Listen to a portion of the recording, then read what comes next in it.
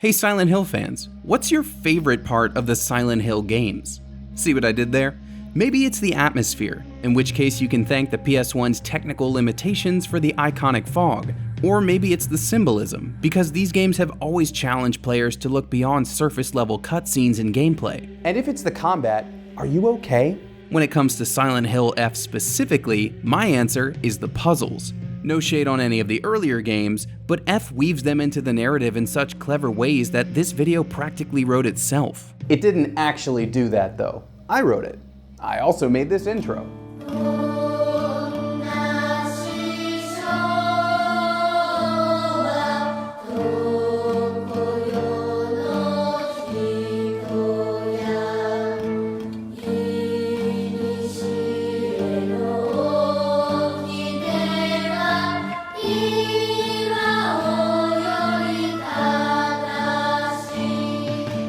This might be the most crucial spoiler alert I've ever put in my videos, because in order to recognize the creative depths of the puzzles here, you first have to grasp the story, and what's really going on. You see, Silent Hill games have always been narrative puzzles for the player to put together. Bro, it's not that deep. It is though, and you're gonna learn why right after I explain the story. It stars Shimizu Hinako, a high school student whose hometown of Ebisugaoka has become the target of Silent Hill's infamous fog. The game is split between her time in town and her visits to a mysterious dark shrine that subs in for Silent Hill's dreamlike otherworld.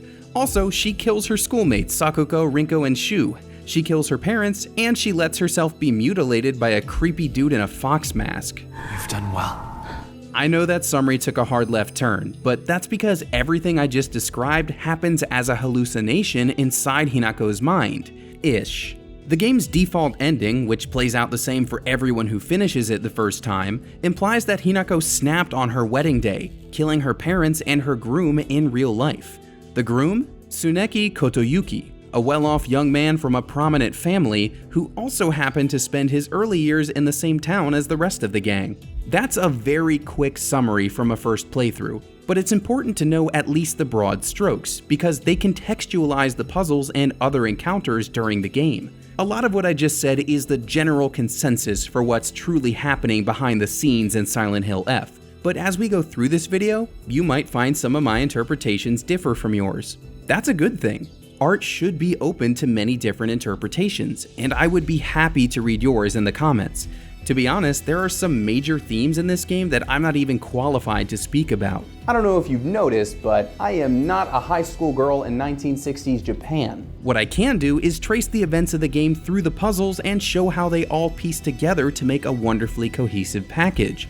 There's more to uncover in New Game Plus, but I won't be talking about any of the exclusive puzzles or journal entries you can get by replaying the game. You only need to finish it once to follow along here. I'll also do my best to stick with the meanings behind the puzzles and not their specific solutions, since those change depending on the difficulty settings. For the record, I played with action set to story and puzzles set to hard, but no matter what you choose, the first puzzle in the game is the same. Before Hinako can enter the Dark Shrine, she must make an offering. The altar puzzle requires you to place 5 tokens on the correct pedestals. In my case, I had to scrutinize the patterns of leaves and flowers to figure out what went where. I guess I actually am talking solutions here. Oops. This puzzle echoes Hinako's life, in that middle and high schoolers are entering the dating pool. Just as they're looking to find their perfect match, we also have to place these offerings on their matching altar. And it's not just symbolic for Hinako. This puzzle is also a signal to us, the players. The only way to solve it is to look closely and ponder the clues you have. That's exactly what Silent Hill games ask us to do. If we want to fully understand the story, we have to look closer, consider the symbolism, and start making connections. And guess what? You're already doing that just by watching this video. Good morning. That must have been some nightmare. With the altar puzzle solved, we can enter the Dark Shrine and start our journey in earnest. The second puzzle also shows up in here, and it's called the Shrine Vault puzzle. So far, we've only explored the outermost chambers of this place, but if we want to go deeper, we'll have to solve this one too. The vault door is sealed with a combination lock, and to find the symbols that open it, we need to track down 3 specific Emma, those little wooden plaques hanging along the shrine path. This seems right. look for more. Notice how most of them are painted with yokai designs? Those monsters mean something. It's no coincidence that a shackled monster is also shambling around the area as we look for the Volt combo. Now's actually a good time to reveal who Fox Mask actually is. Any last guesses? That's right, it's the rich kid Hinako is marrying in real life, Tsuneki Kotoyuki.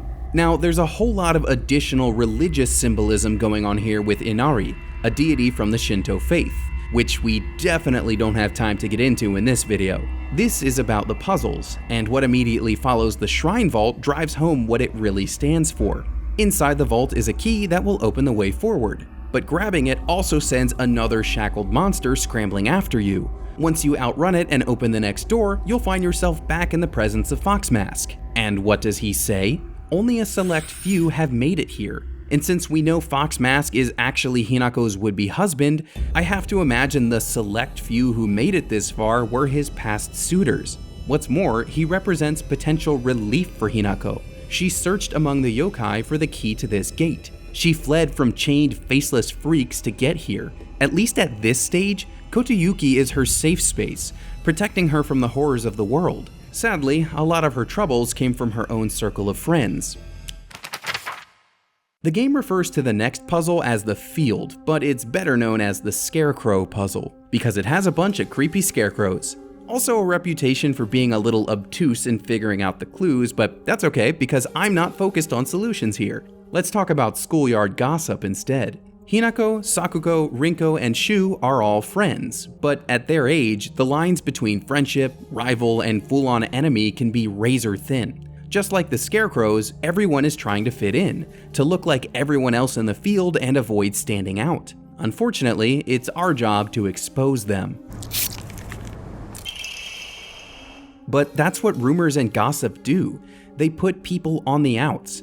Just in this one puzzle, we sift through hurtful ideas like loneliness, deception, and unrequited love. There's a reason these scarecrows all resemble Hinako's crew, and why we have to go through the field to reach Rinko's house specifically. There are hints during the scarecrow hunt that there's a love triangle happening here, and the interactions at Rinko's house make it very clear that she is jealous of Hinako and Shu being particularly close. They've been calling each other partners since they were kids, but for them, it's a term of adventurous endearment, nothing romantic. For Rinko, however, their bond puts her and Shu firmly in the friend zone. This is where we start bordering on the themes where I'm not really the best person to talk about them. All of my school crushes were from a cishet male point of view. That said, I feel pretty confident in saying that no matter who you're into, it hurts a lot when they're not into you the same way.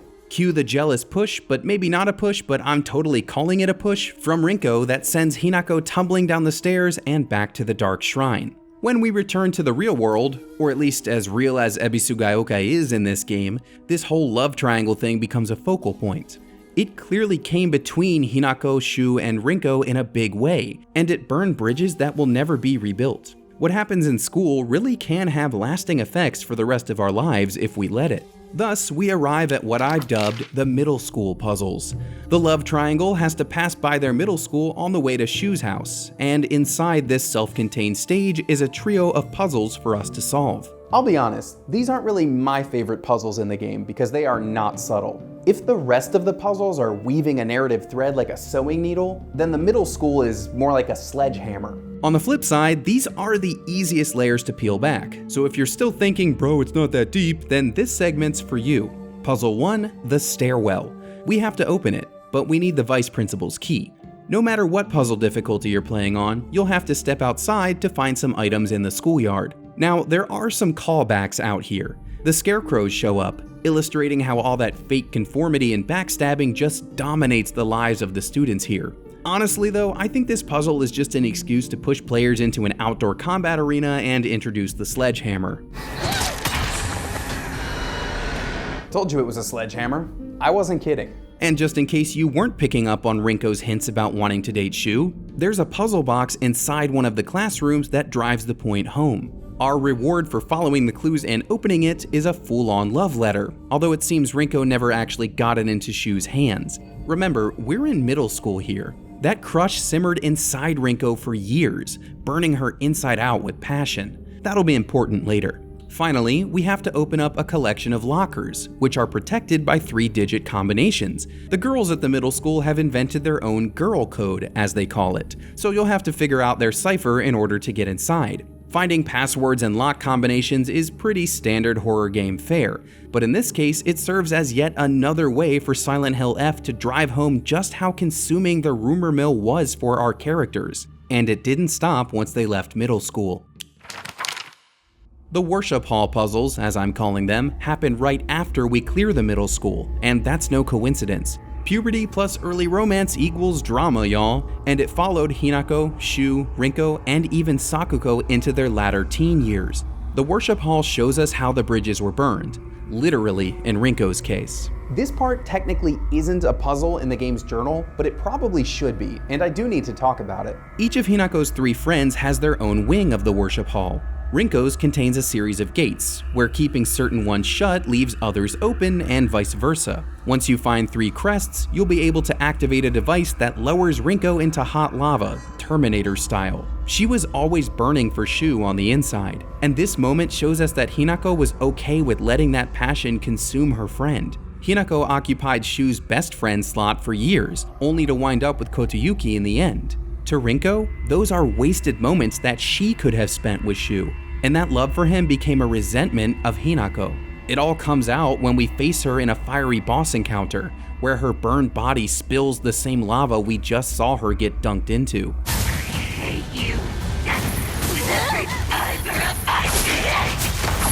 She's not the only former friend who becomes a boss fight either. At the climax of the Dark Shrine's Corridors segment, we have to face a shrine maiden that looks like Sakuko, and she attacks us with clanging bursts of light. She's not just dressed like that because her family takes care of the shrines in town. That light reveals what Hinako has done to Sakuko.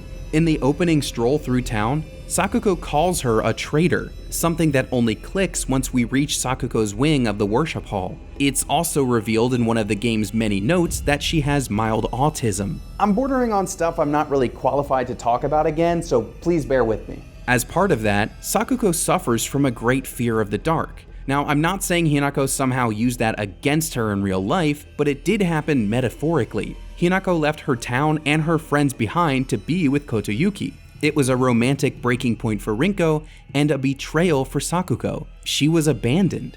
Sakuko's wing contains hanging cages, candles that glow throughout the chamber, and little statues of a wicked fox and a scared rabbit. It's pretty clear who's who in this scenario. Hinako, as the fox, will manipulate the statues to raise and lower the cages, ultimately leaving Sakuko behind in the dark.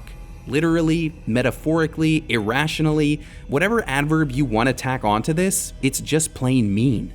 We promised to stick together, you traitor!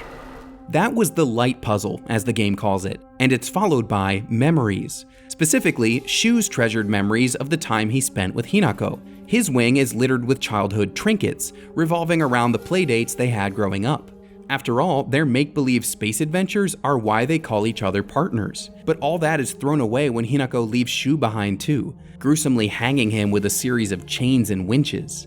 Now, Shu comes from a family of doctors, and if you ask me, there's some familial pressure there to continue that lineage. I think there's a reason we face our first spawning monster before we pick up the comic book for Shu's memory collection. There's a twisted maternity to this thing, and it sits upon the back of a similar monster, so it's easy to see this creature as a goopy, slapped-together set of parents. We also know through later revelations that Shu used his knowledge to help Hinako with her headaches, although the line between medicinal care and mischievously drugging her up is awfully blurry. In fact, that's why unlocking one of the game's other endings requires you to never pop a single red pill. In any case, Hinako leaving to be with Kotoyuki was a betrayal for Shu too. He was left hanging after all those years they spent together, and now that we've cut off all of Hinako's friends, it's time to do the same thing to her family. There's another trio of puzzles at the Shimizu Residence, and stop me if you've heard this before, they don't represent anything happy. What should be warm and inviting is instead twisted and unfamiliar, as Hinako's home stretches and repeats before her, adding long, dark hallways that weren't there before. I just mentioned Mark Z. Danielewski's House of Leaves in my video about Dedius, but hey, shout out to this stage for reminding me of that amazing novel again. Maybe it's not surprising that Hinako wanted to escape her home for marriage, considering her sister had already left for her own husband, their father was abusive, and their mom was trapped in societal servitude toward him. Our destination here is Hinako's room, the one place where she can be alone and safe. But getting in requires us to find some hexagonal plates. One of them is found by solving the scales puzzle. Here, Hinako must find balance, literally and figuratively, as you should expect by this point. Hinako was always indecisive growing up, and this puzzle demonstrates that. If we want to even the scales, then we have to place the figurines correctly. Each one reflects part of Hinako's personality, from an elderly woman to a fox to a broken headless figure. As she examines these aspects of herself, she must face her indecision and make a call, to marry Kotayuki or not. That's what society and Hinako's sister Junko expect, but is it worth potentially winding up in the same situation as their mother? Regardless of the puzzle solution, all of these options are clashing. Oh, okay. Did not expect to have a monster in my face after that. To find another plate, we have to solve the ominous photo puzzle, though it's a pretty simple one to figure out once we track down the missing picture. Faces of our family and friends adorn the walls, and we get one last look at each of them as we prepare to leave this place behind. With each turn, another relationship ends. After all that, the plates from these puzzles still don't automatically open the door to Hinako's room. There's a story to tell here, one featuring a fox, a sword, a set of scales, and a pair of birds. These are all recurring symbols of Hinako's dilemma. She is that bird in flight, but whether she's going to land, keep flying, or be caught by a predator is the question at hand. Just as we saw with the scales, her inner conflict is stirring. At a minimum, she's going to have to face her parents before leaving home. We can infer from the ending that they died by her hand at the actual wedding, so this boss battle is more like a moment of defiance. It might be the last one she ever gets.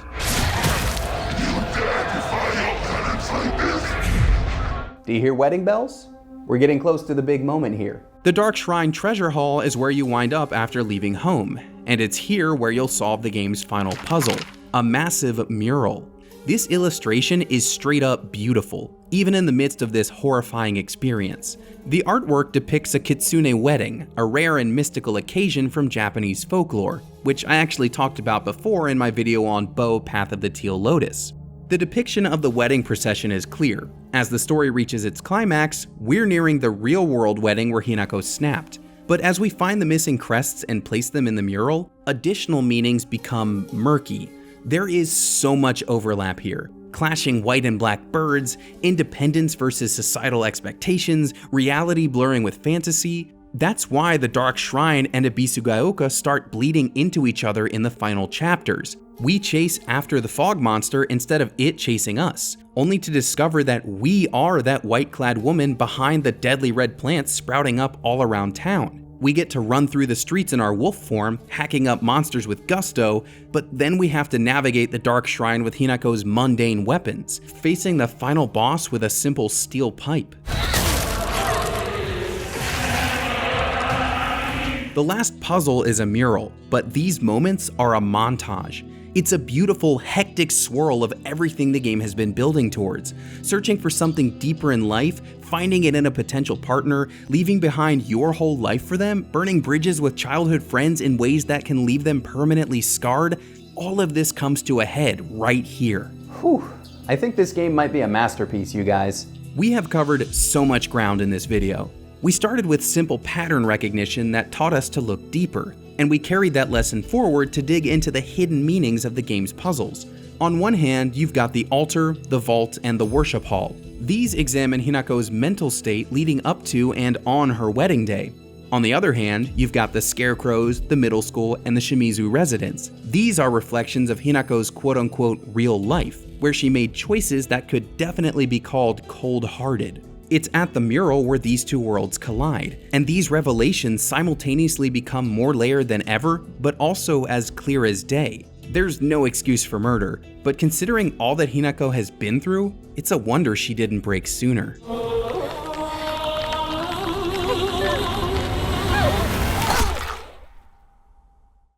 Hey, thank you so much for watching this video, the last one of the 2025 spooky season. If you like what I'm doing here on Framework, please hit that subscribe button in the middle. It will help me out an awful lot if you do. And if you want to check out what I've already cooked up, you can hit that link on the far left. Thanks for watching, and I'll see you next time.